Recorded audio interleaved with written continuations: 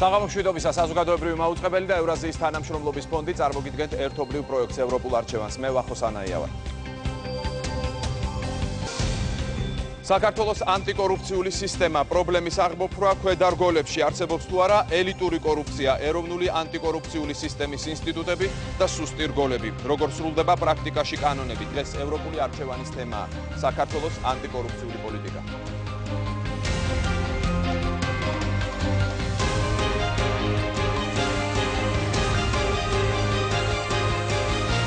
საღამოშვიდობისა ყველას მოგესალმებით. დღეს ჩვენი თემაა, როგორც უკვე ანონსიდან შეიტყვეთ, საქართველოს ანტიკორუფციული პოლიტიკა და წარმოგიდგენ ჩვენი გადაცემის სტუმრებს. ვახტანგ ლეჟავა, პრემიერ-მინისტრის მთავარი მრჩეველი, ოთარ კახიძე, იუსტიციის სამინისტროს ანალიტიკური დეპარტამენტის უფროსი, ბორის იაროშევიჩი, ევროკავშირის წარმომადგენლობის ხელმძღვანელის მოადგილე, ერეკლე ურუშაძე, საერთაშორისო გამჭვირვალობა საქართველოს პროექტის კოორდინატორი, თამარ ჩუგუშვილი, საქართველოს ახალგაზრდა იურისტთა ასოციაციის თავმჯდომარე, ეკა გიგაური, საერთაშორისო გამჭვირვალობა საქართველოს დირექტორი, ნაზი ჯანეზაშვილი, კონსტიტუციის 42 მუხლი, ნინო ლაპიაშვილი, თბილისის სახელმწიფო უნივერსიტეტის ევროპული კვლევების ინსტიტუტის დირექტორი და გიორგი კლდიაშვილი, ინფორმაციის თავისუფლების განვითარების ინსტიტუტის დირექტორი. ძალიან დიდ მადლობას გადაგიხდით ყველას გადაცემაში სტუმრობისთვის და ბატონო ერეკლე, დავიწყოთ თქვენგან.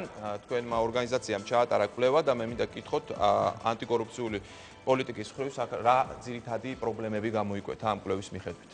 ამ კვლევის მიხედვით ძალიან მოკლედ რომ შევაჯამოთ კვლევის შედეგები, შეიძლება ითქვას, რომ 2003 წლიდან დღემდე საქართველოში ერთის მხრივ გვაქვს ძალიან მნიშვნელოვანი პროგრესი კორუფციასთან ბრძოლის მხრივ და მეორეს მხრივ კვლავაც არსებობს სერიოზული გამოწვევები. პროგრესზე თუ ვისაუბრებთ, 2003 წლიდან დღემდე განხორციელებული რეფორმების შედეგად მნიშვნელოვნად გაუმჯობესდა აღმასრულებელი ხელისუფლების საქმიანობა სხვადასხვა მიმართულებით, მათ შორის კორუფციასთან ბრძოლის მხრივაც. ამის შედეგად შემცირდა კორუფციის ზოგიერთი გამოვლინება საქართველოს შემცირდა თითქმის მთლიანად აღმოიფხვრა და ამის კიდევ ერთი შედეგი ის არის, რომ მნიშვნელოვნად გაუმჯობესდა სახელმწიფოს უნარი შეასრულოს თავისი მთელი რიგი საბაზისო ფუნქციები, ეს იქნება გადასახადების შეგროვება, დამნაშავეობასთან ბრძოლა და სხვა. თუ ვისაუბრებთ პრობლემებზე და იმ გამოწვევებზე, რომელიც კვლავაც არსებობს, ძალიან მოკლედ შეიძლება ითქვას, რომ აღმასრულებელი ხელისუფლების გაძლიერებისა და მისი საქმიანობის გაუმჯობესების პარალელურად საქართველოში კვლავაც სუსტია სხვა ძირითადი სახელმწიფო ინსტიტუტები, პარლამენტი, მაგალითად სასამართლო, ის სახელმწიფო ინსტიტუტები, რომლებმაც უნდა უზრუნველყონ ეგრეთ წოდებული ჰორიზონტალური ანგარიშვალდებულება აღმასრულებელ ხელისუფლებასთან მიმართებაში. ეს ასეთი მდგომარეობა თავისთავად აჩენს კორუფცია ზოგადად შეიძლება განსაზღვროთ როგორც თანამდებობრივი უფლებამოსილების თუ ძალაუფლების გამოყენება პირადი მიზნებისთვის, შეიძლება იყოს ბოროტად გამოყენება ძალაუფლებისა და სწორედ ამ ანგარიშვალდებულების მექანიზმების სისუსტე აჩენს კორუფციისა და ზოგადად ძალაუფლების ბოროტად გამოყენების რისკებს ხელისუფლების მაღალ ეშელონებში. ამ მდგომარეობას კიდევ უფრო ამძიმებს ის გარემოება, რომ საქართველოში სუსტია, ასე ვთქვათ, ის ძირითადი გარე ინსტიტუტებიც, არასახელმწიფო თუ არასამთავრობო ინსტიტუტებიც, რომლებიც ეგრეთ წოდებულ ვერტიკალურ ანგარიშვალდებულებას უნდა უზრუნველყოფდნენ, ეს არის მედია, სამოქალაქო საზოგადოება. სწორედ აი ამ ინსტიტუტების სისუსტე აღმასრულებელ ხელისუფლებასთან მიმართებაში. ანუ ძირითადი მოთამაშე კორუფციასთან ბრძოლაში არის აღმასრულებელი ხელისუფლება. ამ შემთხვევაში ხო, თუმცა თავად ამ ეროვნული ანტიკორუფციული სისტემის კონცეფციის თანახმად კორუფციასთან გრძელვადიანი წარმატებული ბრძოლისთვის აუცილებელია ყველა ამ ძირითადი ინსტიტუტის სიძლიერე და არა ვთქვათ რომელიმე ერთი კონკრეტული ინსტიტუტის ძალისხმევა. ამიტომაც ჩვენი უმთავრესი ამოცანა უნდა იყოს სწორედ აი იმ ინსტიტუტების ამოწევა, რომლებიც დღეს სუსტები არიან საქართველოში. ბატონო ვახტანგ, თუ ეთანხმებით თქვათ გამოთქმულ მოსაზრებებს და რას აკეთებს, რა უნდა გაკეთდეს იმისთვის, რომ ეს დანარჩენი ინსტიტუტები გაძლიერდეს, იმიტომ რომ მარტო აღმასრულებელი ხელისუფლება ბუნებრივია ამისთვის საკმარისი არ არის. ნუ პირველ რიგში საკმაოდ საკამათო თეზისია, მაგრამ სხვა მხრიდან დავიწყებდი ჩემს გამოსვლას. პირველ რიგში დიდი მადლობა მოწვევისთვის და ამ თემის განხილვისთვის. დღეს ცნობილი გახდა, რომ გაეროს საჯარო სამსახურების კონკურსში, რომელსაც 400-ზე მეტი პროექტი მონაწილეობდა და 70-ზე მეტი ქვეყანა, ორმა ქართულმა პროექტმა, ერთი შესყიდვების სააგენტოს ელექტრონული შესყიდვების სისტემამ და იუსტიციის სახლების მომსახურების სისტემამ მოიპოვა პრიზები, რაც პირველ რიგში მინდა ყველას მიულოცო და ერთ-ერთი ნომინაცია ამ შემთხვევაში შესყიდვების სააგენტოსი იყო კორუფციასთან წარმატებული ბრძოლა და მისი პრევენცია. ეს მე მგონი ძალიან მნიშვნელოვანი გამარჯვებაა ჩვენი უწყებების მეორე მხრივ მინდა ხაზი გაუსვა და კიდევ ერთხელ შევახსენო ჩვენს მაყურებელსაც, რომ საქართველო გახდა მაგალითი, როგორ შეიძლება კორუფციასთან წარმატებული ბრძოლის. ამ თემაზე მსოფლიო ბანკმა წიგნი გამოსცა, საქართველოში მრავალი ქვეყნის წარმომადგენელი ჩამოდის ამ გამოცდილების შესასწავლად. ქართული არასამთავრობო ორგანიზაციები მე მგონი არიან გამონაკლისი ამ რეგიონში, რომელთაც არ უწევთ სხვა ქვეყანაში წასვლა იმისათვის, რომ ისწავლონ როგორ უნდა კორუფციასთან ბრძოლა, იმიტომ რომ ჩვენ ამაში უნიკალური გამოცდილება გვაქვს და პრინციპში ჩვენი ქართული მოდელი დავნერგეთ კორუფციასთან წარმატებული ბრძოლის. რაც შეეხება თვითონ კვლევას, საინტერესო მასალაა. მე ვფიქრობ, რომ არასწორია ჩემი აზრით საკითხის ასე დაყენება, ასე ვთქვათ, არათანაბრობა კორუფციასთან ბრძოლის წარმატების თან ესე პირდაპირ კვლევას ასე ვერც დავარქვევთ, იმიტომ რომ ის უფრო კეთილსინდისიერებას სწავლობდა ჩემის აზრით უწყებ ასე ვთქვათ სხვადასხვა ინსტიტუტების და არა კორუფციულ პრაქტიკას ამ რამე მაგდაგვარს ერთი უწყების სიძლიერე არ ნიშნავს მეორის სისუსტეს, იმიტომ რომ ეს არ არის ასე ვთქვათ სისტემა, რომელიც არის ჩაკეტილი და მხოლოდ იმ რესურსებით უნდა სარგებლობდეს, რომელიც მათ აქვთ.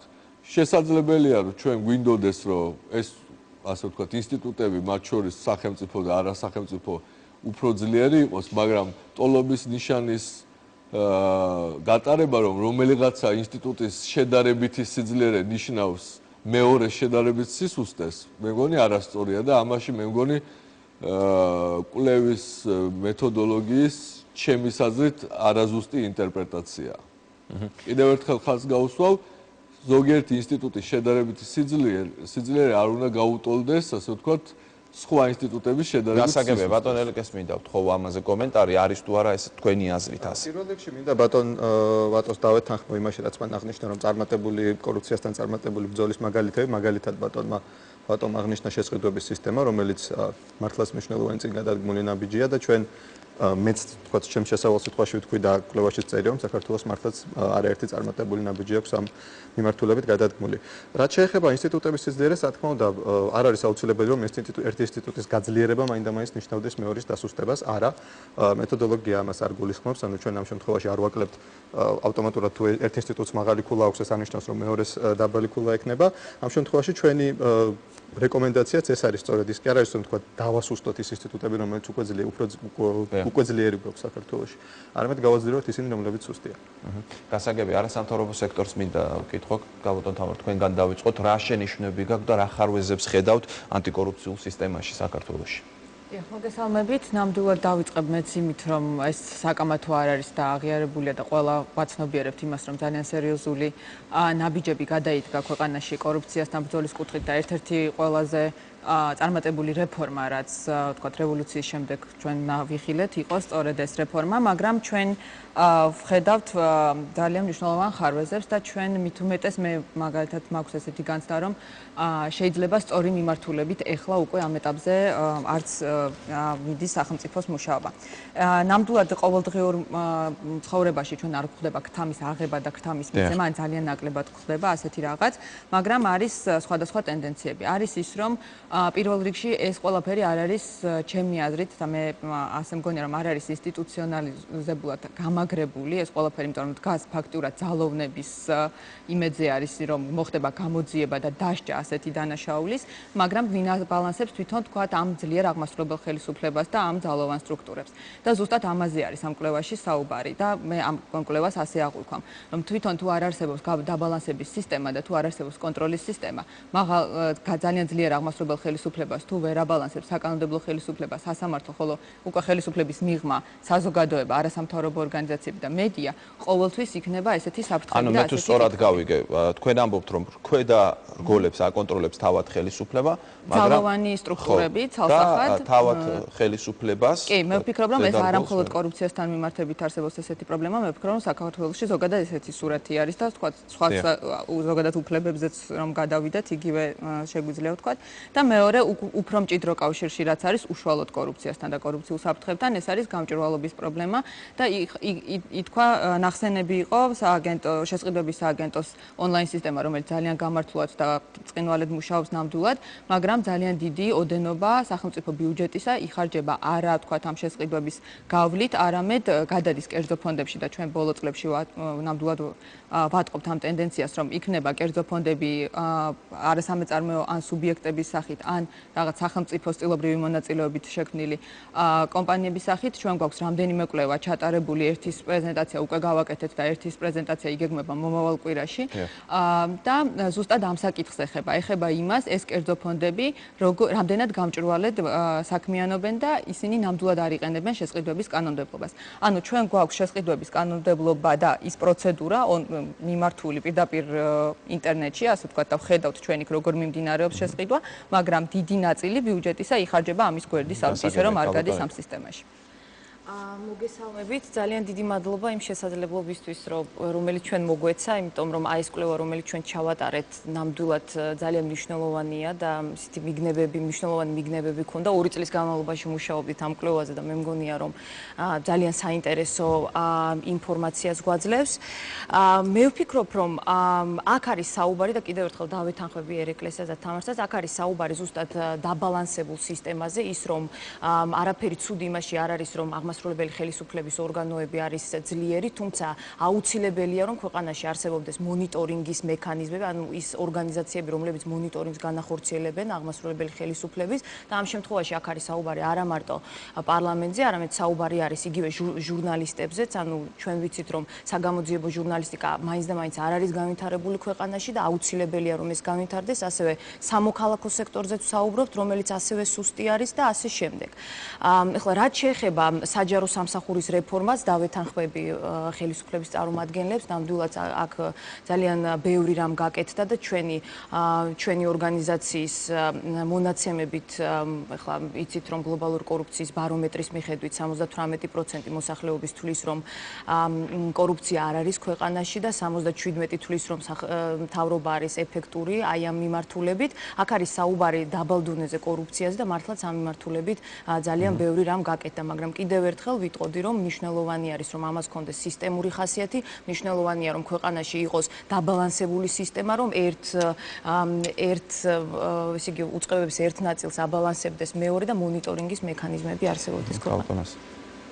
როდესაც ჩვენ ვსაუბრობთ კორუფციაზე, არის ის საკითხი, რომ კორუფციას საერთოდ თანამედროვე სამყაროში და ასე ვთქვათ, და მსოფლიოში არ განიხილავენ მხოლოდ მეკრთამეობას.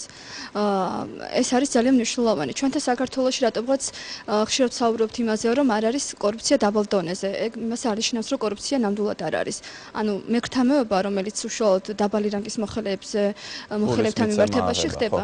ამაში რა არის სხვა კიდე რა პრობლემებს ვაწყდებით? ბუნებრივი არის სხვა, შესაძლებელია ეს იყოს ჯილდოს გადაცემა და შესაძლებელია სახელმწიფო მოხელემ გაუწიოს ამა თუ იმ საკითხს ლობირება. შეიძლება ეს იყოს საკანონმდებლო საკითხი, შეიძლება ეს იყოს რაიმე გადაწყვეტილების მიღების პროცესი. ამიტომ ეს საკითხები საჭიროებს ძირფესიან გამოკვლევას და სხვანაირ მიდგომას. თუმცა აქვე მინდა აღვნიშნო, რომ კვლევა არის ძალიან მნიშვნელოვანი და ამ შემთხვევაში მე ვფიქრობ, სახელმწიფო სტრუქტურებისთვის არის მნიშვნელოვანი რესურსი. იმ თვალსაზრისით, რომ მოახდინონ გარკვეული მისი პუნქტების ლობირება და ზოგადად ადვოკატირება ამ საკითხების, ვინაიდან ნამდვილად არის ეს ის წყარო, რომელზეც შეიძლება დაეყრდნოს სახელმწიფო წარმომადგენლები. გარდა ამისა, სამოქალაქო საზოგადოებაც ბუნებრივი ამართულებით უნდა იყოს უფრო მეტად აქტიური, რომ რაღაცნაირად მდგომარეობა გაუმჯობესდეს. და რაც შეეხება დაბალანსების საკითხს, მეც მინდა გავუსვა ხაზი ამ საკითხს, ვინაიდან მხოლოდ აღმასრულებელი ხელისუფლება ვერ შეცვლის მდგომარეობას, მიუხედავად იმისა, რომ ამ შემთხვევაში დომინანტი არის ის. აქვე ძალიან მნიშვნელოვანია სასამართლო ხელისუფლების როლი. მისი დამოუკიდებლობა გადაწყვეტილებების მიღების პროცესში. ყველასათვის ცნობილია, რომ კორუფცია სასამართლო ორგანოებში ის როგორც იყო 90-იან წლებში და შემდგომ პერიოდში ნამდვილად არ არის და ეს აღარ ხდება საქართველოში და საბედნიეროდ ასე არ არის, თუმცა დამოუკიდებლობის ხარისხი და გამჭვირვალობის ხარისხი სასამართლოში არის ძალიან დაბალ დონეზე.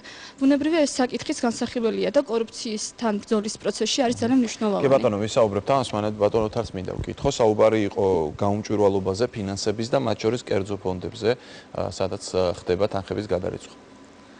დიდი მადლობა მოწვევისთვის და ამ შესაძლებლობისთვის. ძალიან სასიამოვნოა, რომ ასე ვთქვათ, ძირითადი კონსენსუსი აქ დამსწრე საზოგადოებაში არსებობს იმ საკითხზე, რომ კორუფციის წინააღმდეგ ბრძოლის კუთხით საქართველო არის წარმატებული ქვეყანა.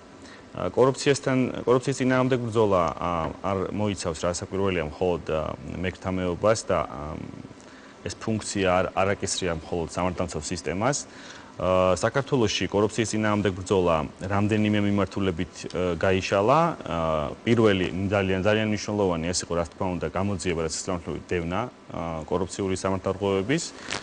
მეორე მნიშვნელოვანი მიმართულება ეს გახლდათ სისტემური მიდგომა, ანტიკორუფციული სტრატეგიისა და სამოქმედო გეგმის შემუშავება. მესამე მნიშვნელოვანი ფაქტორი ეს გახლდათ ადამიანური რესურსების მართვის გაუმჯობესება, სამსახურში აყვანა დაწინაურების ამ კრიტერიუმების დახვეწა. შემდგომი ძალიან მნიშვნელოვანი საკითხი გახლდათ კანონმდებლობის ჰარმონიზაცია, ვინაიდან სწორედ საქართველოს პარლამენტმა მიიღო ის უმნიშვნელოვანესი კანონები, რომელიც სამართლებრივ საფუძვლად დაედო შემდგომ განხორციელებულ ნაბიჯებს და ბოლო და ალბათ ერთ-ერთი ყველაზე მნიშვნელოვანი ეს გახლდათ კორუფციის პრევენცია, ელექტრონული სერვისების დანერგვა და ზოგადად საჯარო სერვისების გაწმენდა კორუფციისგან. ანუ ცალკე აღებული რომელიმე მიმართულება შედეგს ჩვენ ვერ მოგცემს თუ კომპლექსური მიდგომა არ შევიმუშავეთ. რაც შეეხება თავად ანგარიშს მეგონი საკმაოდ ჯანსაღი სურათია, ანუ თანხმდებით რომ წარმატება სახეზეა, თანხმდებით ასევე იმაზე რომ გამოწვევები ჩვენ გვაქვს. ამ გამოწვევების დასტურად შემიძლია მოვიხმო საქართველოს ანტიკორუფციული სამოქმედო გეგმა, სადაც გაწერილია სხვადასხვა ნაბიჯები, რომელიც უნდა გადაიდგას. მათ შორის საკითხები, რომელიც ეხება პარლამენტის გაძლიერებას და მოგეხსენებათ, რომ საკონსტიტუციო ცვლილებები განხორციელდა და საპარლამენტო კონტროლი უფრო უკეთ განხორციელდება, ასევე მოსამართლეთა უადო დანიშვნის გადაწყვეტილება იქნა მიღებული, ნაფიც საჯარო სასამართლოს გაფართოება მიმდინარეობს, ასევე სასამართლოს გადაწყვეტილებები ელექტრონულად თქო გამოქვეყნდება ვებგვერდებზე. ანუ ამ მიმართულებით ყველგან დაგეგმილია კონკრეტული ნაბიჯები თუ როგორ უნდა დაიხვეწოს კიდევ უფრო მეტად ჩვენი სისტემა. რაც შეეხება შესყიდვების სისტემას, ეს ბატონ ვატოს დავეთანხმები, ნამდვილად ერთ-ერთი ყველაზე წარმატებული პროექტი გახლავთ 2011 წელს მთლიანად შესყიდვების ბიუჯეტის 14%-მდე 202 მილიონი ლარი დაზოგა სახელმწიფომ მხოლოდ ამ სისტემის გამოყენებით.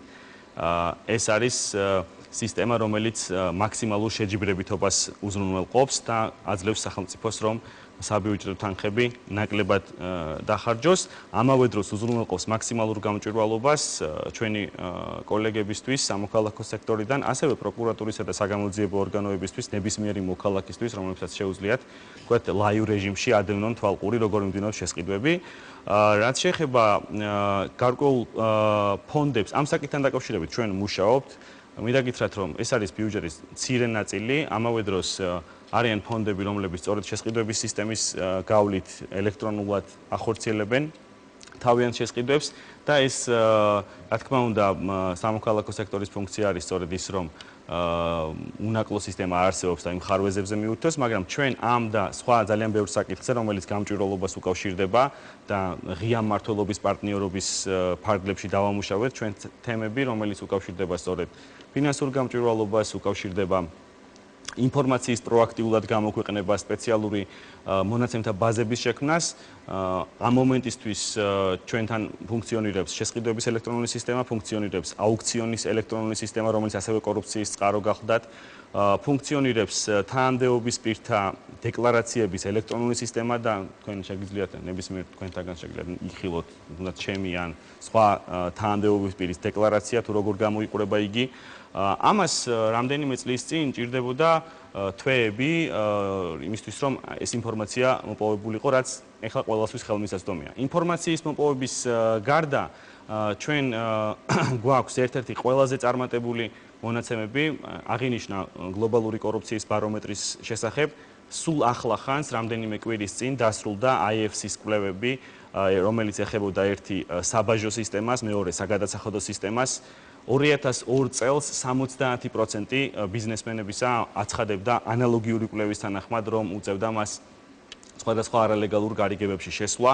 ანალოგიური მაჩვენებელი 2012 წელს არის 0.4%. ანუ პრაქტიკულად აღმოფხრილია ამ სისტემებში და ბოლოს მინდა ასევე აღვნიშნო, რომ სახელმწიფო ვერასდროს ვერ აღმოფხვრს კორუფციას, ვერც ერთი სახელმწიფო და იმის თქმა, რომ ჩვენ დავამარცხეთ კორუფცია და თვითმყოფილებას უნდა მივეცეთ, არასწორია.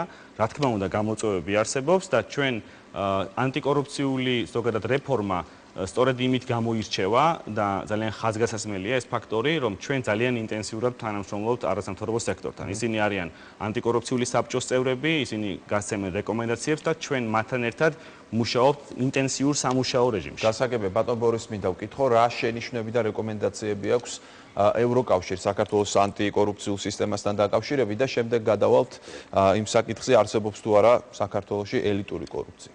ბატონ ბორის, ჯერ რა შეეხება ევროკავშირის რეკომენდაციებს?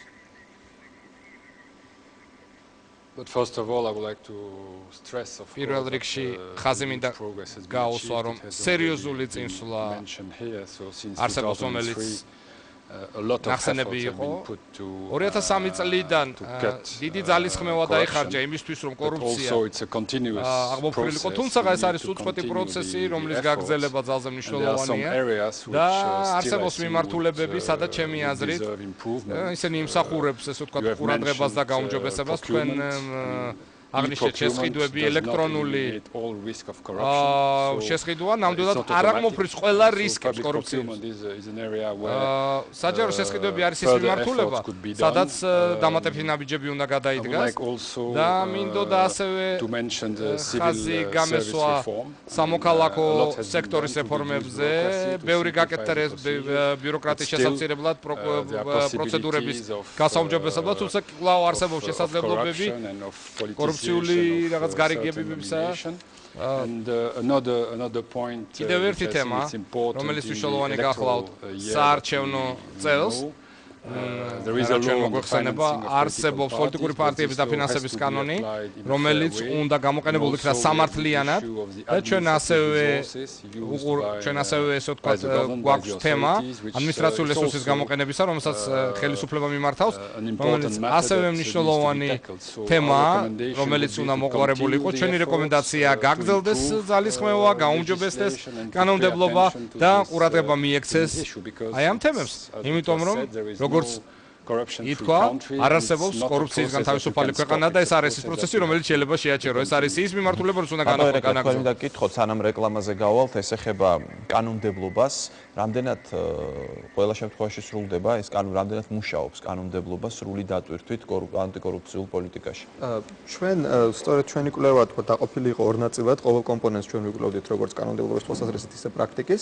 არის შემთხვევები, როდესაც კანონმდებლობა მეტნაკლებად ადეკვატურად და სრულფასოვნად სრულდება პრაქტიკაში, თუმცა ასევე ჩვენ გამოვლინებთ მთელი რიგი სფეროები, სადაც მნიშვნელოვანი განსხვავება არსებობს კანონმდებლობასა და პრაქტიკას შორის. მაგალითად, თუ ავიღებთ მასმედიის სფეროს, საქართველოში იდეალურთან მიახლოებული, იდეალური არაფერი არის, მაგრამ ძალიან კარგი მდგომარეობაა კანონმდებლობის თვალსაზრისით, თუმცა პრაქტიკაში სერიოზული პრობლემა აქვს. სხვა სფეროები რა შეგიძლიათ დაასახელოთ, სადაც ასე მდგომარეობა? მაგალითად, პოლიტიკური პარტიების სფერო, პარლამენტის თქვა, პარლამენტის სისტემაზე ჩვენ ვსაუბრობთ, პარლამენტს მიუხედავად ჩვენ ვაკრიტიკებთ ხშირად თქვა კონსტიტუციური ცვლილებების შედეგად 2004 წელს პარლამენტის უფლებამოსილებები გარკვეულწილად შეიზღუდა, თუმცა მე ვფიქრობ, რომ დღევანდელი კონსტიტუციითაც კი პარლამენტს ბევრად უფრო ფართო შესაძლებლობები აქვს იმასთან შედარებით, რასაც ის პრაქტიკაში იყენებს. გასაგებია, რეკლამა უნდა გამოვაცხადოთ და ანტიკორუფციულ პოლიტიკაზე რეკლამის შემდეგ განვაგრძობთ საუბარს და ვისაუბრებთ იმაზე, არსებობს თუ არა საქართველოში ელიტური კორუფცია.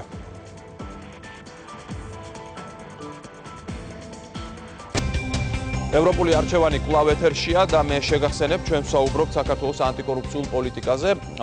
ბატონო ერეკლე, ისევ თქვენგან მინდა დავიწყო. არის საუბარი, ბევრი საუბარი იმის შესახებ, რომ საქართველოში ქვედა რგოლებში აღმოიფხვრა კორუფცია, მაგრამ არსებობს ელიტური კორუფცია. ამ შემთხვევაში რა არგუმენტები მოყავთ, ან თქვენ კვლევაში თუ არის რაიმე არგუმენტები, რაც ადასტურებს, რომ საქართველოში არის ელიტური კორუფცია? ჩვენი მიზანი არ ყოფილა, იმის დადასტურება, რომ საქართველოში არსებობს ელიტური კორუფცია, საერთაშორისო გამჭვირვალობები გლობალური საერთაშორისო გამჭვირვალობის მოძრაობა და მათ შორის მისი წარმომადგენელი საქართველოში საერთაშორისო გამჭვირვალობა საქართველოს არ არის საგამოძიებო ორგანიზაცია, ანუ ჩვენი მიზანი არ არის თქვა კონკრეტული თანამდებობის პირების მხილება კორუფციაში, ჩვენი მიზანია თქვა სისტემური პრობლემების გამოვლენა და მაგრამ კორუფცია არსებობს, ეს არის სისტემური. მე ვიტყოდი ასე რომ იმ თქვა სისტემიდან გამომდინარე, რომელიც ჩვენ გვაქვს საქართველოში არსებობს, ელიტური კორუფცია დავარქვათ ამას თუ თქვა ხელისუფლების მაღალ დონეზე კორუფცია, არსებობს რისკი, მნიშვნელოვანი რისკი ასეთი ტიპის კორუფციის გაჩენისა, რასაც განაპირობებს ის, რაზეც მე პრინციპში უკვე ვისაუბრე, ეს არის ხელისუფლების ძალაუფლების კონცენტრაციის მაღალი ხარისხი და როგორც ჰორიზონტალური, ისე ვერტიკალური ანგარიშვალდებულების მექანიზმების სისუსტე საქართველოში.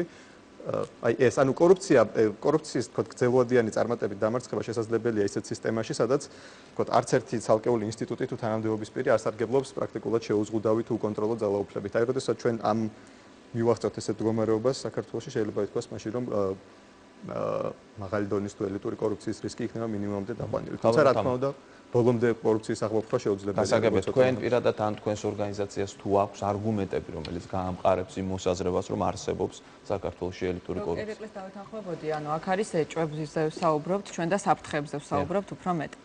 ჩვენ ერთ-ერთი ყველაზე ბოლო მაგალითი, რაც ჩვენ შემთხვევაში იყო, ეს იყო ბოლო ანგარიში, რომლის პრეზენტაციაც ჩვენ გვქონდა და შეეხებოდა საქართველოს პარლამენტის ახალი შენობის მშენებლობას და მიუხედავად იმისა, რომ ძალიან დიდი საბიუჯეტო რესურსი გამოიყო ამ შენობის მშენებლობისთვის, საერთოდ ვერანაირი ინფორმაციის მიღება ვერ შევძელით ჩვენ 2 წლის განმავლობაში იმის თაობაზე, თუ როგორ იხარჯებოდა ეს თანხები, საიდან ფინანსდებოდა, ანუ ბიუჯეტის გარდა კიდევ ჩვენ გვაქვს ინფორმაცია, რომ კიდევ სხვა წყაროებიდანაც ფინანსდებოდა. ყოველ შემთხვევაში ის კომპანია, ვინც აშენებს, ამბობს, რომ ის ბიუჯეტიდან არ ფინანსდება და თავისი წყაროებით აშენებს, მაგრამ არ ამბობს თანხები საიდან აქვს და ასე შემდეგ. ანუ ძალიან ბევრი, ანუ მთელი 2 წლის განმავლობაში, მიუხედავად იმისა, რომ ყველანაირი შესაძლო სასამართლო დავა გვქონდა და ადმინისტრაციული დავა გვქონდა ყველა რელევანტურ უწყებასთან, ჩვენ ვერ შევძელით იმის გარკვევა, ვინ არის ქვეყანაში პასუხისმგებელი პარლამენტის შენობის მშენებლობაზე. იმიტომ რომ ყველა ორგანიზაცია, რომელსაც მიმართავთ, ყველა ადმინისტრაციული ორგანო კანონის დარღვევით გვეუბნება, რომ მიმართე რელევანტურ უწყებას არ აკეთებს გადამისამართებას, განცხადების და შესაბამისად, ანუ მთელი ამ დროის განმავლობაში არის გაურკვეველი, ვინ არის პასუხისმგებელი, მაგალითად, ასეთ მნიშვნელოვან პროექტზე, რომელზეც როგორც მინიმუმ 73 მილიონი ლარი არის გამოყოფილი ბოლო 3 წლის განმავლობაში საქართველოს ბიუჯეტიდან. რა თქმა უნდა, როდესაც და მე ვახსენე, რომ კიდევ მეორე ანგარიში, ბევრად უფრო მასშტაბური ანგარიშის პრეზენტაცია გვექნება მომავალ კვირაში, სადაც იგივე სურათს დავინახავთ დაახლოებით. ანუ, როდესაც საუბარი არის ათობით, ასობით მილიონზე და არ არსებობს არანაირი ინფორმაცია, როგორი ხარჯება, ვინ ხარჯავს, რაში იხარჯება თანხები, რა თქმა უნდა, ლოგიკურად ჩდება ეჭვები, შემდეგ რომ შესაძლებელია ეს თანხები განიკარგოს კორუფციულად და თუ კი არ იქნება ადეკვატური პასუხი სახელმწიფოს მხრიდან და ის ყველა უარი, რომელიც ჩვენ მივიღეთ, იყო უკანონო სრულიად, რა თქმა უნდა, იქნება ეს ეჭვები და ვისაუბრებთ ჩვენ ამ ბატონო ვახტანგმა მინდა უპასუხოს ამ შემთხვევაში კაბატონი თამარის მოსაზრებებს. აქ კაბატონ თამარს თავის მოსაზრება აქვს და მე უბრალოდ ჩემ მოსაზრებას ვიტყვი იმის თაობაზე, რა თემასაც განვიხილავთ. ნუ, ჩემი აზრით, თუ ვინმე საერთოდ კორუფციის ანატომია ესმის, შეუძლებელია რომ არსებობდეს კორუფცია, რომელიც არ იკვებება საიდანღაც, ხო? ჩემი აზრით ეს ელიტურ კორუფციასთან არსებული ეს მithქმა-მოთქმა, იმიტომ რომ მეც ვერაფერს ვერ დავარქვევ ამას, იმიტომ რომ ამ ჩვენ საუბარშიც გამოიკვეთა რომ ეს არის რაღაცა რისკებზე საუბარი, გამომდინარეობს იქიდან რომ არ არის სურვილი რომ საქართველოს აღიარებული იქნეს მცირე კორუფციის ქვეყნად. ცხადია ჩვენ შევთანხმდით რომ კორუფციის სრულად დამარცხება შეუძლებელია, მაგრამ არ არის სურვილი რომ საქართველოს იქნეს აღიარებული ქვეყნად, სადაც კორუფციის რისკები არის დაბალი. ეხლა რასაც ყველა ადამიანი ყოველდღე ხედავს, ეხლა იმ ხალხს, ასე ვთქვათ, შენ აზრს თავს ვერ მოახვევ და ვერ იტყვი, რომ ქუჩაში, ყოველდღიურ ცხოვრებაში კორუფცია არის. ამიტომ გაჩნდა ესეთი მოსაზრება, რომ მოდი ამ ქართულ საზოგადოებას, რომელიც კორუფციას ვერ ხედავს, უთხრათ, რომ თქვენ ხალხო, ამას იმიტომ ვერ ხედავთ, რომ ეს არის სადღაც იქ, სადაც თქვენ არ მიგიწვდებათ თვალი. და ამიტომ ესე იგი შეიქმნა ესეთი მითი, რომ არ არსებობს კორუფცია, რომელსაც ხალხო თქვენ ხედავთ, თუმცა მე მგონი ხალხი ყველაფერს კარგად ხედავს, მაგრამ არის რაღაცა ზეციური კორუფცია, რომელსაც თქვენ ესე იგი ვერ ხედავთ და არიან ექსპერტები, რომლებიც ამას შეიძლება ვერ ხედავენ, მაგრამ რისკებს მაინც ხედავენ ამისას. მე ვფიქრობ, ეს არის სრული მითი და ქარის წისქვილებთან ბრძოლა. არ არსებობს სისტემა, რომელიც თავში არ არის ჯამთელი და მას აქვს ჯანსაღი ფესვები ან კიდე პირიქით. ამის დამადასტურებად ერთ ჩემ ნაცნობს გუშინ საუბარში უთხარი, რომ თუ დამისახელებ მეთქი კიდე ერთ ქვეყანას სოფლიოში 200 ქვეყანაა, სადაც კიდე არსებობს ესეთ სიტუაცია, როდესაც ქვედა დონეზე კორუფცია არ არსებობს და არსებობს ელიტური კორუფცია, არ არსებობს. ეს ტერმინი არის საქართველოსთვის მოგონილი და იმისთვის, რომ ასე ვთქვათ, ეს გამართლება მოეძებნოს იმას, რომ ჩვენ ძალიან პატიოსნად და ასე ვთქვათ, პირნათლად ვთქვათ, რომ საქართველო არის ქვეყანა, სადაც კორუფციის რისკები არის მინიმალური. ცხადია, ჩვენ რომ ბევრად უფრო ასე ვთქვათ, ძლიერი სახელმწიფო ვიყოთ ამ თვალსაზრისით, საჭიროა რომ სახელმწიფო შტოებს შორის დაბალანსებული იყოს, ასე ვთქვათ, ძალაუფლება, უფრო მეტი კონტროლი იყოს, უფრო მეტი გადამოწმების საშუალება იყოს, მაგრამ ეს ცხადია ჩვენ გაგვიყვანდა, ასე ვთქვათ, კიდე უფრო სხვა ეტაპზე კორუფციასთან ბრძოლის. მაგრამ დღესაც გვაქვს ყველა იმ ხარვეზით, რომელიც არსებობს და რომელიც ჩვენ ვიცით და ისიც ვიცით, როგორ უნდა აღმოიფხვრას, უბრალოდ ამას ჭირდება ყოველდღიური მუშაობა და შრომა. საქართველო არის ქვეყანა, სადაც კორუფცია არის მცირე და მისი მოხდენის ალბათობა არის მცირე. ამასთანავე მინდა დავაზუსტო, რომ თუ როდესაც ჩვენ საუბარი გვაქვს, ასე ვთქვათ, ინფორმაციის ხელმისაწვდომობაზე, ინფორმაციის გამჭვირვალობაზე, ტოლობის გავლება აქედან კორუფციაზე მე არასწორია, ანუ როგორც აქ სწორად ითქვა, კორუფცია არის, შეიძლება არ იყოს მონეტიზირებული, ანუ ფული არ მონაწილეობს, მაგრამ ადამიანის მიერ ძალაუფლების გამოყენება პირადი მიზნით. ანუ ჩვენ იმ სიტუაციაში, როდესაც ასე ვთქვათ, შეიძლება ასე ვთქვათ, სამართლიანად უსამართლოდ გვედაობოდნენ იმაზე, რომ ინფორმაციის ხელმისაწვდომობა არ არის სასურველი, არ უნდა გავაკეთოთ აქედან დასკვნა, რომ ესე იგი რახან ეს არ არის, ესე იგი არის კორუფცია. ანუ ვიღაცა არიან კონკრეტული პირები საქართველოში, რომლებიც ამას იყენებენ საკუთარი მაგრამ აი ალბათ თამარმა რა მაგალითიც მოიყვანა, როდესაც ვერ დაადგინეს პარლამენტთან დაკავშირებით. კი ბატონო, უპასუხო. დემოკრატიის ცენტრმა, კანადურმა არასამთავრობო ორგანიზაციამ შარშან ჩაატარა კვლევა 80 ქვეყანაში, მათ გააგზავნეს კითხვები ბიუჯეტის ხარჯვასთან დაკავშირებით, სხვადასხვა მთავრობებს გააგზავნეს კითხვები და საქართველომ მეორე ადგილი დაიკავა ახალი ზელანდიის შემდგომ, როგორც ერთ-ერთი ყველაზე გამჭვირვალე ქვეყანა. ეს ერთი საკითხი, მეორე საკითხი უნდა ასევე აღინიშნოს, რომ 10 დღიანი ვადა ინფორმაციის გაცემისთვის მხოლოდ საქართველოს აქვს, ამაზე მცირე ვადა არც ერთ ქვეყანას არ აქვს, ძირითადი სტანდარტი არის 30-60 დღე ინფორმაციის გაცემისთვის.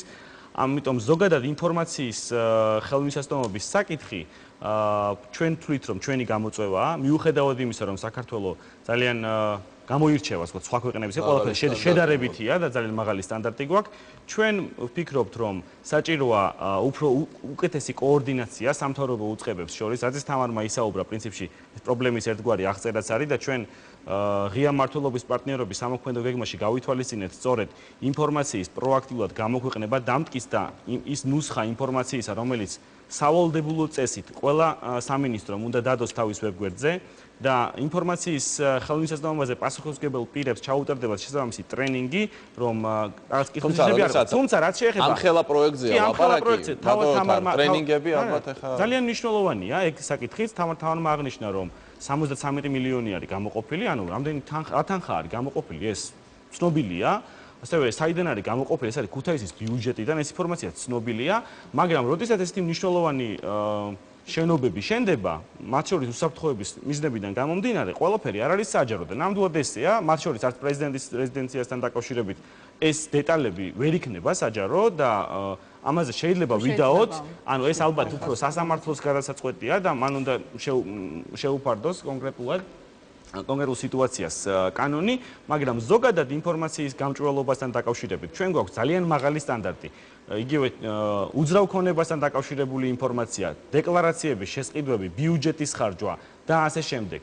რაც შეეხება კოორდინირებულ მიდგომას, რაც შეეხება ინფორმაციის პროაქტიულად გამოქვეყნებას და ჩვენ ცალკე ვებგვერდს შევიმუშავებთ, სადაც თემატურად მოიყრის თავს ის ინფორმაცია, რომელიც გასაგებია, ბატონ თამარ, მოკლედ თუ შეიძლება და შემდეგ აქეთ აფანგი. უნდა აღვნიშნო აუცილებლად, რომ ამ შემთხვევაში რაზეც ბატონი ოთარი საუბრობს ის რომ თქვა რაღაც უსაფრთხოების მიზნით იყო ინფორმაცია გასაიდუმლოებული, ამას ადგილი არ ქონია, იმიტომ რომ არსებობს პრეზიდენტის ბრძანებულება სახელმწიფოს არსებობს კანონი სახელმწიფო საიდუმლოების შესახებ, არსებობს პრეზიდენტის ბრძანებულება, იქ არის დადგენილი ზუსტად რა შეიძლება და როგორ უნდა მოხდეს სახელმწიფო საიდუმლოდ ცნობა და ასეთი რამ არ ყოფილა ამ შემთხვევაში. არაფერი სახელმწიფო საიდუმლოდ არ არის ცნობილი, ასეთი ინფორმაცია ჩვენ არავისგან არ მიგვიღია. უბრალოდ ვიღებდით პასუხს, რომ ან არ გვაქვს ინფორმაცია, ან არანაირი პასუხს არ ვიღებდით. ის რომ 73 მილიონი არის გამოყოფილი, ეს არის მხოლოდ სახელმწიფო ბიუჯეტისგან ცნობილი, ანუ არა იქედან რომ ვიღაცამ გვიპასუხა, არამედ უბრალოდ სახელმწიფო ბიუჯეტი არსებობს და იქ ერთ-ერთ გრაფაში იკითხება და მხოლოდ ეს არის, მაგრამ საინტერესო არის ზუსტად ის საწავი და მაგალითად ეს 73 მილიონი არ ვსაუბრობ რომ აშენდა გასაგებია, მაგრამ სრულად ჭირდებოდა თუ არა, მაგალითად და რა თქმა უნდა ეს კითხვა დაისმება. შეიძლება ჭირდებოდა არა 73 მილიონი, არამედ ჭირდებოდა 200 მილიონი და არის კომპანია, რომელიც ამბობს, რომ მას არ მიუღია ეს 73 მილიონი და ის აშენებს ამ შენობას თავისი ხარჯებით. რა თქმა უნდა, როდესაც ესეთ პასუხს ვიღებთ ჩვენ დამკვეთისგან, იმ კომპანიისგან, ვინც დაუკვეთა ამ შენობის მშენებლობა, რომ აი 73 მილიონი არ მიუღია მას და თავისი ხარჯებით აშენებს შენობას, რა თქმა უნდა გაჩნდება ის კითხვები და ბატონი ვატოს კომენტარს ვერ გავიზიარებ, ასე ვთქვათ, იმის თაობაზე, რომ ის რომ გამჭვირვალობა არ არსებობს, ეს არ შეიძლება ამან კითხვები გააჩინოს კორუფციასთან მიმართებით და თუ კი მაგალითად 80% მოსახლეობის ამბობს, რომ ქრთამი არ მიუცია, ეს არის უფრო დამაჯერებელი ამ შემთხვევაში, ვიდრე ის რომ 73 მილიონი რომ გამოიყო ვიცით, მაგრამ არ ვიცით რეალურად მოხმარდა თუ არა იმას, რასაც უნდა მოხმარებოდა. ან შეიძლება ნაკლები მოხმარდა. ამიტომ მე პირდაპირ კავშირს ხედავ აქ კორუფციასთან. საკუთარი თვალები არის უფრო დამაჯერებელი, ვიდრე ნებისმიერი კვლევები.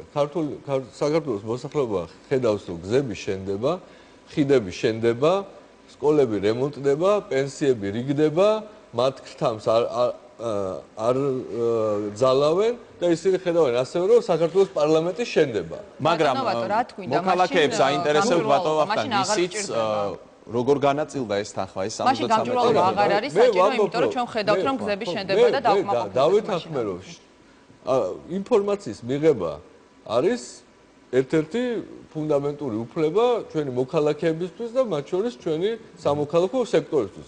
ეს იდეალური არ არის. შეიძლება იყოს ხარვეზები. ოთარმა თქვა, რომ ჩვენ ამ ხარვეზებს ხედავთ და ისიც ვიცით, როგორ გამოვასწოროთ ეს ხარვეზები, მაგრამ ამ სიტუაციიდან ექსტრაპოლაცია, რომ არსებობს რაღაც ზეციური, ასე ვთქვათ, კორუფცია, რომელიც მიწაზე არ ჩამოდის და მიწაზე, ასე ვქვია, მოსიარულე ადამიანები ამას ვერ ხედავენ, ეხლა ეს მშენებლებიც ჩვენი ნათესავები არიან, ბიძაშვილები არიან, ვიღაცის კლასელები არიან, ხო? ის სახელმწიფო მოხელეებიც ოჯახებში დადიან, ხალხთან ურთიერთობენ. ეხლა არ არის საქართველოს ქვეყანა, სადაც არა, ასე ვთქვათ, კეთილსინდისიერი საქციელი იმალება, ხო? ჩვენ ზუსტად ვიცით ამ საზოგადოებაში ვინ არის კეთილსინდისიერი, ვინ არის არაკეთილსინდისიერი. მიუხედავად იმისა, რომ ბიუჯეტში ეს გაწერილია თუ არა. გასაგებია, ქაბატონინამ შემდეგ თქვენ გამოთქვათ შეგიძლიათ თქვენი მოსაზრება, რა პრობლემებს ხედავთ ანტიკორუფციული პოლიტიკის მხრივ.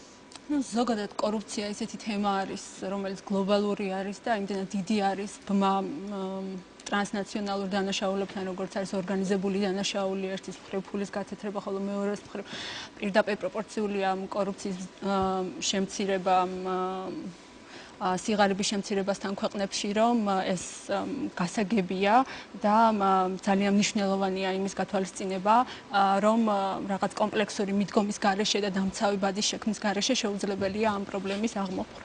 ეხლა თუ გავითვალისწინებთ საქართველოში როგორი იყო ამ კორუფციასთან ბრძოლის ეტიმოლოგია და ისტორია, ცხადი არის ყველასთვის, რომ მტკიცე პოლიტიკური ნება იქნა გამოვლენილი იმასთან დაკავშირებით, რომ კორუფციას უნდა შევბრძოლებოდით ქვეყანაში. და მტკიცე პოლიტიკურმა ნებამ დღეს მოგვიყვანა იმ მდგომარეობამდე, რა მდგომარეობაშიც დღეს ვართ. ანუ ეს ერთ-ერთი გადამწყვეტი ფაქტორი იყო. მაგრამ მე მინდა აღნიშნო, რომ მხოლოდ მტკიცე პოლიტიკური ნება ნამდვილად არ არის საკმარისი იმისთვის, რომ მიღებული შედეგი იყოს შეუქცევადი, ასე ვთქვათ, და უკან არ წავიდეთ და არ დაუბრუნდეთ იმ სიტუაციაში, რა სიტუაციაშიც ვიყავით. თუ გავითვალისწინებთ რა შედეგები მივიღეთ ჩვენ როგორც საზოგადოებამ იმისგან, რომ 70 წლის განმავლობაში კომუნისტურ რეჟიმში ვიყავით, ძალიან ადვილი გასაგებია და წარმოსადგენია, როგორი დამოკიდებულება ჰქონდათ მაშინ თითო მოქალაქეს სახელმწიფოსადმი და პირიქით. მაშინ იყო ესეთი შეხედულება და სიტუაცია, რომ სახელმწიფო იღებდა საკუთარ თავზე ვალდებულებას იმისა, რომ მოქალაქეებზე ეზრუნა და ის ჩანდა უფრო აღმატებულად მოქალაქის წინაშე და შესაბამისად მას უნდა ეზრუნა მოქალაქის კეთილდღეობისთვის, ხო? აქედან ის დასკვნა შეიძლება გამოვიტანოთ და ეს ძალიან მარტივია და ყველამ ძალიან კარგად ვიცით, რომ ინდივიდუალური თავისუფლება იმ ეპოქაში იყო დაკარგული, ხო? ანუ შენ არ ქონდა არჩევანის თავისუფლება და არ ქონდა შესაძლებლობა, რომ შენ საკუთარ ბედზე შენ თვითონ გეზრუნო.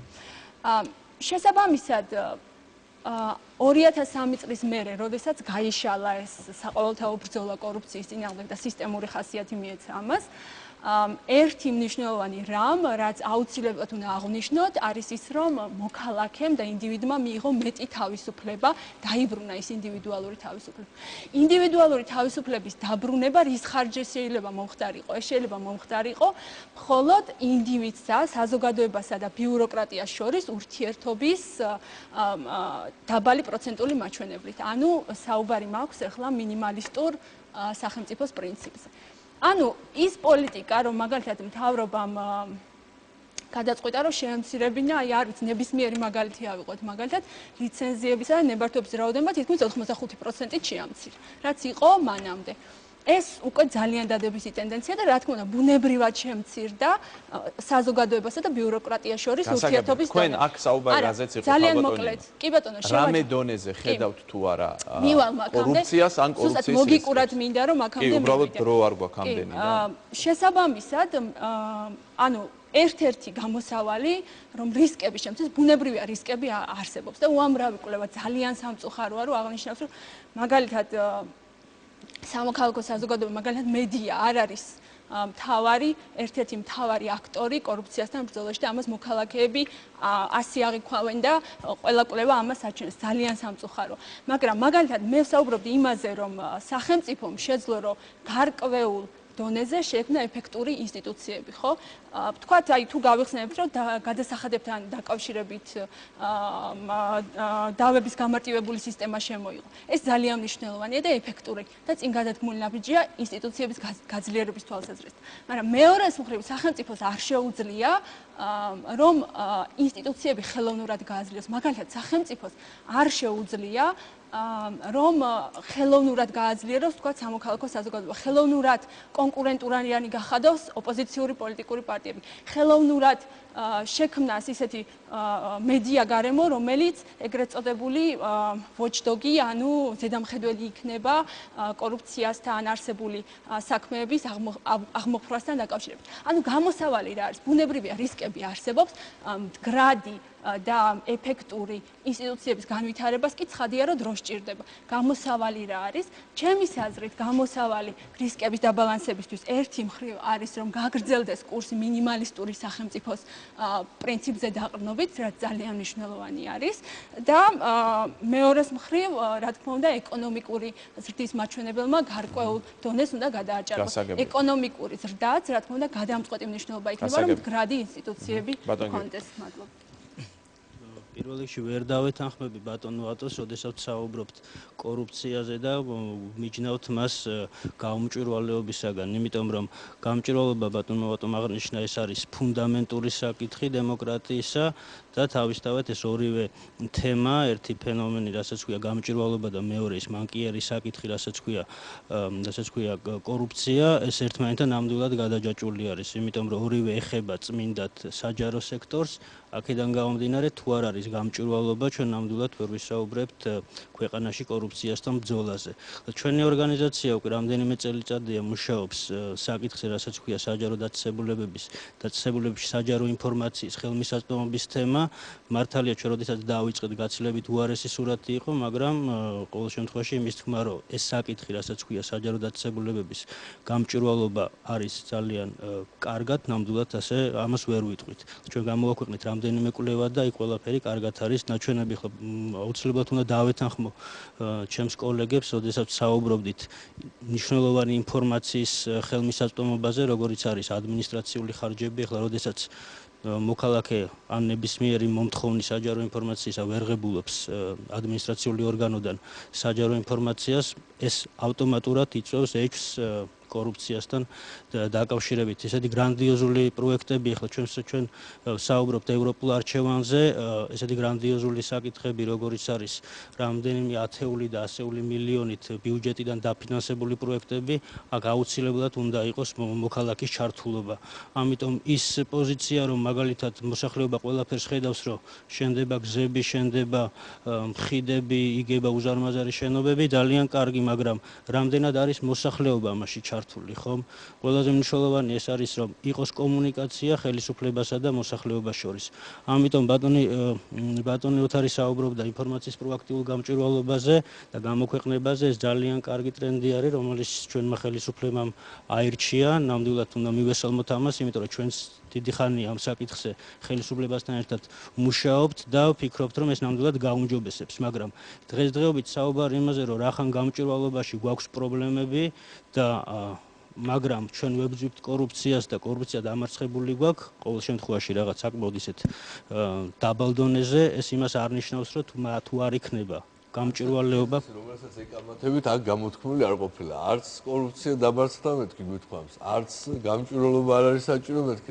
რაც არ ყოფილა და რა ვიცი. არა ბატონო თქვენ განმიჯნეთ გამჭვირვალობა და კორუფციასთან ბრძოლა. ტოლობის ნიშანი არ უნდა გაატაროთ მეთქი, არ გამიჯნავს. არა, აბსოლუტურად დაკავშირებული არის ერთმანეთთან და ზუსტადაც რომ ტოლია, იმიტომ რომ არა, კორუფცია შეიძლება არაძლევდე ქრთამს, მაგალითად ავტოინსპექტორს კიდევ კაი აღარ აყავდა, ყავს პატრული, მაგრამ ეხლა ის რომ არ გაქვს ინფორმაცია და მე მაგალითად ქუთაისის მერიდან ვერ მივიღე პასუხი იმაზე რა ჯდებოდა ან საერთოდ საიდან ფინანსდებოდა პარლამენტის მშენებლობა. ეს სამწუხაროდ ფაქტი არის, რომელიც ძალიან ისე ცხადად არის ჩვენს ვებგვერდზე ატვირთული ეს პასუხი, ასე რომ საქართველოში ერთი პრობლემა დაგვრჩა საქართველოს პარლამენტის დაფინანსების საკითხი, ესე იგი ძალიან კარგად ყოფილა. არა, ეს ერთ-ერთი საკითხი არის. არა, მოგიყვანთ, რამდენსაც გინდა იმდეს მომავალ კვირაში დაგპატიჟოთ პრეზენტაციაზე, სადაც ბევრად უფრო მასშტაბურ პრობლემებს. იცით რა არის, ეს ერთ-ერთი ბატონ გიორგი, დაასრულეთ, შემდეგ სხვებს მივცეთ საშუალება გამოყვანაზე. აქ უბრალოდ ერთი საკითხი მოვიყვანეთ, თორე უამრავი თემა არის, რომელზეც ინფორმაცია არის ხელმიუწვდომელი, ეს ვებგვერდზე მოიყვანეთ, რომ ორი იყოს, რო თქვათ, რომ ერთზე მეტია. თბილისის მუნიციპალური განვითარების ფონდი, ბათუმის, ქუთაისის მუნიციპალური განვითარების ფონდები და ასე შემდეგ. გასაგებია, კაპიტანაზე შემდეგ კაპიტანებად თქვენ. ჩვენ საუბრობთ შეიძლება ზოგად საკითხებზე, კვლევებზე, მაგრამ არსებობს კონკრეტული მაგალითებიც. თქვენ საუბრობდით წეღან უშუალოდ ელექტრონულ შესყიდვებთან დაკავშირებით და აუქციონთან დაკავშირებით. ბუნებრივია ეს არის ძალიან კარგი სისტემა, სიახლე საქართველოში და ადამიანებს უადვილებთ უშუალოდ აუქციაში მონაწილეობას. კონსტიტუციის 52-ე მუხლი მუშაობს ამჟამად ერთ-ერთ საქმეზე, რომელზეც მოხდა ისე, რომ ელექტრონული აუქციონის დროს ერთ-ერთი ადამიანი დაზარალდა საკმაოდ მნიშვნელოვნად. მან შეიძინა უძრავი ქონება, მიწა, რომელზეც მიიღო მესიჯი, მოკლე ტექსტური შეტყობინება, რომ მან ეს მიწა შეიძინა და მის საკუთრებაში გადავიდა დაახლოებით ასეთი მესიჯი და რამდენიმე ხნის მერე მას უთხრეს, რომ აუქციონში მოხდა შეცდომა. სისტემა გაიჭედა და მან ეს მიწა ბუნებრივია ვერ მიიღო და მის შესყიდვა არ აღმოჩნდა, არ მოხდა. ასეთ ადამიანებს, როდესაც არის ასეთი შემთხვევები, აქვს ძალიან ლეგიტიმური მოლოდინი იმისა, რომ მათი საკუთრება იქნა შეძენილი და მაგრამ ვინაიდან ეს მიწა მდებარეობდა, ასე ვთქვათ, გარკვეული ინტერესების ფარგლებში, ასე ვთქვათ, ტერიტორიაზე, მან ვერ შეიძინა ეს მიწა რეალურად, თუმცა მან ფული გადაიხადა და მოლოდინი ჰქონდა ძალიან დიდი. მაგალითს ამბობთ ეს. ეს არის კონკრეტული მაგალითი, რომელიც სისტემურ პრობლემებს უკავშირდება. ეს არ არის ერთი ადამიანის პრობლემა, თუ არის, არნიშნავს იმას, რომ არ არსებობს პრობლემა, ხო? ინტერესის გამო მოხდა, ხო? დიახ. ხო, შეიძლება სისტემაც გაიჭედოს, ხო? ნუ რა მოხდა? შეიძლება, მაგრამ თუ კი არსებობს რამდენიმე მაგალითი ასეთი, მაშინ არ მუშაობს კარგად გამართულად ელექტრონული აუქცია და მაშინ ამის ინფრასტრუქტურის და ადმინისტრირების პრობლემა პრობლემა დგება. აქ არის საკითხი იმაზე, რომ როდესაც მოუდინი აქვს ადამიანს ლეგიტიმური, რომ მან ეს საკუთრება შეიძინა და რეალურად ეს ვერ განახორციელა და როდესაც სასამართლო ჩაერთო ამ პროცესში და სასამართლომ არ მიიღო სამართლიანი გადაწყვეტილება, თამამად ვამბობ ამას, იმიტომ რომ რეალურად მოხდა ეს და არაერთი მტკიცებულობა გვაქვს იმისი, რომ სამართლიანი გადაწყვეტილება სახელმწიფო ასეთ შემთხვევაში ვალდებულია, რომ შეცდომა, რომელიც მან დაუშვა, გამოასწოროს ეს შეცდომა. ეს თქვენ იცით ზუსტად სასამართლოს რომელი გადაწყვეტილება სამართლიანი, ხო? მოქალაქეები, რომლებიც ელოდებიან, რომ საკუთრება შეიძინეს ელექტრონული აუქციონის შედეგად, მაგრამ სახელმწიფომ დაუშვა შეცდომა და მისი ინფრასტრუქტურის პრობლემა იყო, მაშინ სახელმწიფომ უნდა უნაზღაუროს ზიანი, ხო? მაგრამ სასამართლო ამ შემთხვევაში არ გებულობს სამართლიან გადაწყვეტილებას და პრობლემა არის ეს. გასაგებია, ზიანი მან მოქალაქეს ვერ მიადგებოდა, იმიტომ რომ ამ შემთხვევაში აუქციონში მონაწილეობის ხა მოქალაქეებსაც რო აუხსნათ, აუქციონში მონაწილეობისთვის ანგარიშზე მოქალაქე გარკვეულ თანხას, შემდგომ მონაწილეობს აუქციონში. აუქციონში გამარჯვების შემდგომ 10 დღის ვადაში უნდა გადაიხადოს ის თანხა, რომელთაც შეიძინა ეს ქონება. თუ სხვა მოიგო ეს აუქციონი, მაშინ ის თანხა, რომელიც შეტანილი აქვს ანგარიშზე, მას უკან უბრუნდება. ანუ დაზარალების მომენტი დავივიწყოთ, მაგრამ რაც შეეხება იმას, რომ იდეა შეიძლება პროგრამული ხარვეზის მოხდეს, ნამდვილად ესეა, შეიძლება მოხდეს პროგრამული ხარვეზი, შეიძლება სახელმწიფოს IT ინფრასტრუქტურაში იყოს ეს პრობლემა, შეიძლება რომელიმე კომერციული ბანკის, შეიძლება რომ ნებისმიერ ნატოს ვებგვერდსაც ქონდეს რაღაც. გასაგებია, ქაბატონო ეკა, თქვენს გამოთქვით, თქვენი აზრი შემოგვიყვანეთ საუბარი, არ გვინდა რაღაც ისეთი თან რაღაც დაძაბული ატმოსფეროს შექმნას არ გამოვა, იმიტომ რომ პოზიტიურად თვითონ თემა, რომელზეც საუბრობ. აჰა, ასე იგი მე მინდა უბრალოდ ვისაუბრო ჩვენს გამოცდილებაზე. მაგალითად, რამოდენიმე თვის განმავლობაში ჩვენ ვცდილობთ, რომ მივიღოთ ინფორმაცია ეკონომიკის სამინისტროდან. ჩვენ გვინდა იმ ინვესტორების, ანუ უბრალოდ ინვესტორების სია, რომლებსაც გაუწყდათ საინვესტიციო ხელშეკრულება მათი მოვალეობების შეუსრულებლობის გამო, რაც ვერ მოვიპოვეთ. ასევე გვაინტერესებდა რა ხდება იგივე აი სასტუმრო ჰაიატის ან კემპინსკისთან დაკავშირებით, გაუწყდათ თუ არა ამ ინვესტორებს ხელშეკრულება, ეს ინფორმაცია ჩვენ ვერ მოვიპოვეთ. უფრო უკეთესი გამოცდილება გვაქვს ჩვენ აჭარის ეკონომიკის სამინისტროსთან დაკავშირებით. საქართველოს ტელევიზიით გაგეცათ პასუხი. კარგით, უკეთესი გამოცდილება გვაქვს აჭარის ეკონომიკის სამინისტროსთან დაკავშირებით. მათ მოვთხოვეთ ჩვენ ინფორმაცია თუ ვის მიეცა ერთლარად სიმბოლურ ფასად, რომელ ინვესტორებს მიეცათ გარკვეული შენობები, მიწის ნაკვეთები, ამასთან დაკავშირებით ჩვენ ინფორმაცია მოვიპოვეთ, მაგრამ პრობლემა აქ ერთი არის ის, რომ სამწუხაროდ ამ ინვესტორებმა, ბევრმა მათგანმა არ შეასრულა თავისი ვალდებულებები, თუმცა არ არის ეფექტური მონიტორინგის მექანიზმი იმისთვის, რომ მათ შეასრულონ ეს ვალდებულებები და მათ სამწუხაროდ არ შეუწყდათ ეს ხელშეკრულებები. მათ შორის ამ ინვესტორთა შორის არიან ასევე მაღალი თანამდებობის პირების ოჯახის წევრებიც და უბრალოდ ჩვენთვის, აი როდესაც ჩვენ ვსაუბრობთ თვითონ სისტემაზე, საინტერესოა რომ ეს არის სისტემური პრობლემა, თუ აქ კონკრეტულად რაღაც დავალებას ქონდა ადგილი და ამიტომ არ უწყდებათ ამათ ხელშეკრულება. აი ამაზე არის საუბარი. და შევაჯამოთ ჩვენი საუბარი ცოტა დრო დავჭა. მონიტორინგზე ხელშეკრულების მონიტორინგზე ეკა შემიძლია დავეთანხმო ის საჭიროებს მოწესრიგებას, მათ შორის ელექტრონული მონაცემების შექმნას, იმიტომ რომ ეს არის ქაღალდის არქივები, რომლებსაც საკმაოდ, ასე ვთქვათ, დიდი მოცულობა აქვს და ზოგჯერ რთული არის ხოლმე მათი მენეჯმენტი. მე პირადად მქონია შეხება ამ საკითხთან და მინდა ვთქვა რომ მართლა სანამ ამის ასე ვთქვათ ელექტრონულად მოწესრიგება არ მოხდება, მართლა რთული იქნება და მართლა ბევრი ხარვეზი შეიძლება იყოს და მართლა შეიძლება ესე დაჯამებული ინფორმაცია თუ ვის მიეცა ვთქვათ შეღავათიან ფასად ინვესტიციები ტექნიკურად რთული იყოს, რაც მე შეიძლება ვიღაცისგან იწვევს ასევე რომ მან შეიძლება ვადა გაუშვას ამ მონიტორინგის და ასე შემდეგ და ადამიანები ამის გამო დაждილან საქართველოში, საკმაოდ კაცრათაც დაждილან, მაგრამ რეალურად მინდა დავითანხმო, რომ ნამდვილად ჭირდება ამას, ასე ვთქვათ, უკეთეს გასაგებია. კარგი, შევაჯამოთ ჩვენი საუბარი. ბატონო ერეკლე, შემდეგ ბატონი ბორისი და შემდეგ თქვენ ბატონო. ბატონო ახლა ეს რამდენჯერმე დავეთანხმე და ახლა თავისუფლებას მივცემ არ დავეთანხმე. რაც შეეხება ელიტურ კორუფციას, ეს ტერმინი ნამდვილად არ არის საქართველოსთვის მოგონილი. Google-ში რომ ჩავწეროთ grand corruption და მოვუძებნოთ დარწმუნებული ვარ, ბევრი სხვა ქვეყანასთან დაკავშირებული ინფორმაციაც ამოვა. სიტყვები ცხადია თქვენ მოგონილი. ეს საქართველოსზე და მაგრამ მეც არ ვიქნები იქ ამ სტატიების ავტორებს შორის. ერთი ქვეყანა მითხარით კიდე 200 ქვეყანა, სადაც ესეთი სისტემა არის. როგორი სისტემა? აი სადაც ქვემოთ კორუფცია არ არის და სადღაც ზეცაშია კორუფცია. არა, ზეცაში კორუფცია არ ვთქვი, მე ამთქო საქართველოს ზეცაში კორუფცია. შეიძლება ვთქვი, ანუ კორუფცია ის რომ კორუფცია ჩვენ მქონდა საქართველოს სისტემა, სადაც კორუფცია იყო ყველგან 2003 წლამდე. აბსოლუტურად პრაქტიკულად ყველა შტოში, ყველა დონეზე ხელისუფლების და ამის შედეგად სახელმწიფო ფაქტობრივად პარალიზებული ხო და ვერ ასრულებდა თავის ძირითად ფუნქციებს. ის რომ ჩვენაც გადავლახეთ არის ძალიან კარგი. ის რომ კორუფცია აღარ არის ყველგან, ეს არის ძალიან კარგი, მაგრამ ეს არ ნიშნავს სწორედ რომ კორუფცია არ არის არსად საქართველოში. არა, აი ბოდიში ვხდი. შეკითხვაში რო გადავიტანო ეს ყველაფერი.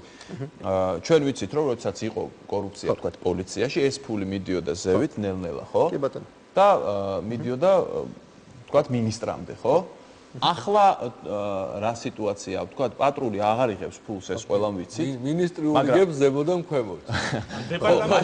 ამ შემთხვევაში ადამიანებს ძალიან მარტივი შეკითხვა უჩნდებათ, ხო? მაშინ თუ კი ქვედა დონეზე არ არის, როგორ ხდება ზევით კორუფცია? აი ამაზე მინდა თქვენი კორუფციას, ანუ სხვადასხვა ფორმა შეიძლება ქონდეს. ერთ-ერთი ფორმა მართლაც ეს არის, რომ ქრთამები თქვათ, ქრთამს იღებენ პოლიციელები თუ თქვათ დაბალი დონის სახელმწიფო მოხელეები, ეს ფული მე შეიძლება ნაწილდებოდეს, ნაწილი მიდიოდეს ზემოთ. ეს ერთი ფორმაა კორუფციის, მაგრამ ეს არ არის ერთადერთი ფორმა კორუფციის. ბატონმა ვახტანგმა აღნიშნა, რომ თქვათ ხიდები შენდება, მოქალაქეები ხედავენ, ხო? ეს მართლაც კარგია, ადრე ჩვენ მქონდა სისტემა, რომ თქვათ ფული გამოიყოფო და ხიდი არ აშენდებოდა და ეს ამ ფულს ვიღაცა წაიღებდა, ჩაიდებდა ჯიბეში. დღეს შენდება ხიდი, ეს არის ძალიან კარგი, მნიშვნელოვანია, აქ ამაზე იყო სწორედ საუბარი გამჭვირვალობაზე, ჩვენ ვიცოდეთ ვინ აშენებს ხიდს. იმიტომ რომ თქვათ კორუფციის ერთ-ერთი ფორმაც ის ერთ-ერთი სახეობა კორუფციის ის არის, რომ მაგალითად თავმჯდომარის ფირმა შეიძლება საკუთარ ფირმას, ან თქვათ საკუთარი ახლობლის ფირმას დაუდოს კონტრაქტი და გადაუხადოს. ანუ ბევრი თავმჯდომარის პირია მაგაზე დაპატიმრებული მათ შორის. ანუ ეს არის ანუ კორუფციის მეხტარ ხო მე ვიმეორებ რაც უკვე ითქვა, მაგრამ ის რომ თქვა გვემოთ ქრთამი გროვდება და ზემოთ ფირის ეს არ არის კორუფციის ერთ-ერთი სახეობა. აქ რიცხვები ითქვა ჩვენ 2004, 2005, 2006 წლის გამოკითხვები რომ ავიღოთ 2007 წლისაც თუ არ ვცდები. იქაც მოქალაქეების უმრავლესობა მხოლოდ თორსტები 2% ამბობდა მოქალაქეების 2-3% რომ მათ თქვა თავად ქონდათ შემთხვევა, როცა ქრთამის მიცემა მოუწიათ, თან იცოდნენ ასეთი შემთხვევის შესახებ. მაგრამ 2007 წლის ბოლოს ჩვენ გავიგეთ, რომ ერთ-ერთი ყველაზე გავლენიანი თანამდებობის პირი, თურმე თქვა აი ამ მთელი რამდენიმე წლის მანძილზე ბოროტაც არგებლობდა თავისი ძალაუფლებით და მათ შორის სახელმწიფო შესყიდვების თუ თქვა რაღაცა ბიზნესისგან ფულის გამოძალვის სახით დიდი თანხა დააგროვა. ანუ შეიძლება კორუფციის ყველა სახეობა არ არის ყოველთვის ასეთი თვალსაჩინო. ადრე თუ გვიან ის მაინც ამოტივტივდება, მაგრამ შეიძლება მოკლევადიან პერიოდში მოქალაქეებმა ამის შესახებ არ იცოდნენ. მე არ ვამტკიცებ, რომ ეხლა რომ იგივე მეორდება და ეხლა საქართველოში თქვა ყველა მინისტრი არის კორუმპირებული, აქ საუბარია რისკებზე. ჩვენ არ ვდევთ ბრალს კონკრეტულ მინისტრებს. აქ საუბარია, რომ კორუფცია წარმოიშვება იქ, სადაც ცოტა არის, სადაც არის ანგარიშვალდებულების ნაკლებობა. ეს ანგარიშვალდებულების ნაკლებობის პრობლემა გადაიჭრა ქვედა დონეზე და ჩვენ გვაქვს პოზიტიური შედეგი. მეორე მხრივ, ახლა ჩვენი მიზანი სწორედ ის უნდა იყოს, რომ ანგარიშვალდებულების მექანიზმები მაქსიმალურად განვამტკიცოთ ზემოთ. ბატონ ბორის, შევაჯამოთ ჩვენი საუბარი, რა დასკვნას გააკეთებთ და შემდეგ ბატონ ვახტანგ თქვენ. პირველ რიგში მოგახსენებთ, რომ რა თქმა უნდა უზარმაზარი პროგრესი არის მიღწეული, ამაზე ჩვენ ვთანხმდებით და ასევე იმას ვეთანხმებით, რომ წინსვლა და ესე ვთქვათ, შემდგომში პროგრესი მნიშვნელოვანია. აი რაც შეეხება ელიტურ კორუფციას და ასე შემდეგ. გეტყვით რომ ახლა იდეალური სისტემა არ არსებობს, ანტიკორუფციული კორუფცია, ევროკავშირშიც არა გვაქვს ერთი უნივერსალური მოდელი, მაგრამ ევროკავშირში ჩვენ ვითარებთ ამჟამად მონიტორინგის მექანიზმს, რომელიც შეაფასებს წევრი ქვეყნების ძალისხმევას კორუფციაში ბრძოლის სფეროში.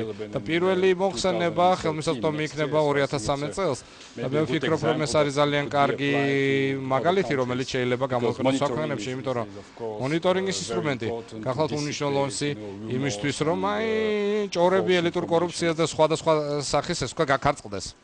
ბატონ ვახტანგ. ნუ პირველ რიგში მივხვდით იმისა, რომ რაღაც რამოდენიმეჯერ ასე ვთქვათ, 100 სხვადასხვაობა იყო. მე მაინც გონია, რომ კრიტიკა მათ შორის ზოგჯერ შეიძლება ჩავთვალოთ, რომ უსამართლო კრიტიკაც ჩვენ ძალიან გვეხმარება და მიგვითითებს იმაზე, სად შეიძლება საჭირო იყოს ძალისხმევის გაძლიერება, ამიტომ ამ თვალსაზრისით ძალიან კარგია, რომ ესეთი დიალოგი არსებობს და მათ შორის კამათი. ერეკლეს ასევე ვეთანხმები, რომ რისკები კორუფციის შეიძლება იყოს ყველგან. შეიძლება იყოს შესყიდვებში, შეიძლება იყოს ასე ვთქვათ, გადაწყვეტილების მიღებებში და ეს რისკები ასე ვთქვათ, ჩვენ ვაღიარეთ, რომ ძნელია, შეუძლებელია რო არ არსებობდეს. ჩვენ ვსაუბრობთ ახლა რამდენად მაღალია ეს რისკები. როდესაც ვსაუბრობთ, რომ არის ელიტური კორუფცია, ჩვენ უნდა ვამბობთ, რომ რისკები ისევე როგორც მისი გამოვლენები სადღაც რომელიღაცა სფეროში ან რომელიღაც ეშელონში არის მაღალი ვიდრე სხვაგან. მე უბრალოდ აი ამ თეზის თან მქონდა ასე ვთქვათ დისკომფორტი და არა იმასთან რომ ვთვლიდე რომ შეუძლებელია რომ რომელიღაც გამგებელმა თავის ნათესავის ფირმას ასე ვთქვათ ჩაუწყოს ბჭყალებში რომ ვთქვათ ტენდერი, ხო? შესაძლებელია რომ მოხდეს, შეიძლება სადღაც ეხლაც ხდება, მაგრამ ისიც ვიცით რომ ასეთი შემთხვევებისთვის არავის იმუნიტეტი არ აქვს. მათ შორის მინისტრების ჩათვლით და მაღალი თანამდებობის პირების ჩათვლით. ეს მე რწმენას გვაძლევს, რახან ვიცით რომ ესეთი საფრთხეები არის და ისიც ვიცით, სად შეიძლება სუსტი ადგილები იყოს, რწმენას მაძლევს რომ ჩვენ შეგვიძლია კიდევ უფრო წინ წავიდეთ და ის ალბათობები, რომელიც ეხლა მცირეა, კიდევ უფრო მცირე გავხადოთ. ამაში ცხადია, ყველა გვეხმარება, მათ შორის სამოქალაქო სექტორი, რომელიც ჩვენთვის შეიძლება ზოგჯერ არაკომფორტულად მიგვითითებს რაღაც საკითხებზე, რომლებიც შეიძლება უკეთ მოწესრიგდეს და უფრო გრადი იყოს. დიდი მადლობა. ვინაიდან გადაცემას ეწოდება ევროპული არჩევანი და ასევე იმყოფება ჩვენი სტუმარი ევროკავშირის დელეგაციიდან, უნდა აღვნიშნო, რომ მომავალ თვეს, ივნისის თვეში გამოქვეყნდება დანაშაულის კვლევის ფარგლებში, რომელიც სწორედ ევროკავშირის დაფინანსებით ტარდება საქართველოში. დიდი მადლობა ამისთვის ევროკავშირს. ამ კვლევაში ჩაიდო ევრობარომეტრის შესაბამისი კითხვები, რომელიც უკავშირდება კორუფციას და ჩვენ გვექნება საშუალება, რომ ევრობარომეტრი, რომელიც გასულ წელს ჩატარდა ევროკავშირის ქვეყნებში, პირდაპირ შევადაროთ საქართველოში ანალოგიურ მაჩვენებლებს და ივნისში ექნება საზოგადოებას საშუალება, რომ ნახოს სულ ასე ვთქვათ ახალი მონაცემები, როგორი აქვს თამისაღების მაჩვენებელი, რამდენად ეფექტურად მიიჩნევს მთავრობას, საქართველოს მოქალაქეები რამდენად ეფექტურად მიიჩნევენ მის საქმიანობას და ასე შემდეგ. მადლობა. ძალიან დიდი მადლობას გადავუხდი ყველა სტუმარს და მე მინდა ასევე დიდი მადლობა გადავუხადო ბატონ ბორისთან თარგმანში დახმარებისთვის ბატონ გოგა ასკურავას და გადავუხადო ძალიან დიდი მადლობა ჩვენს ტელემაყურებლებს. შევხვდებით ერთმანეთს მომავალ 4 შაბათს 22 საათზე პირველ აღწევს.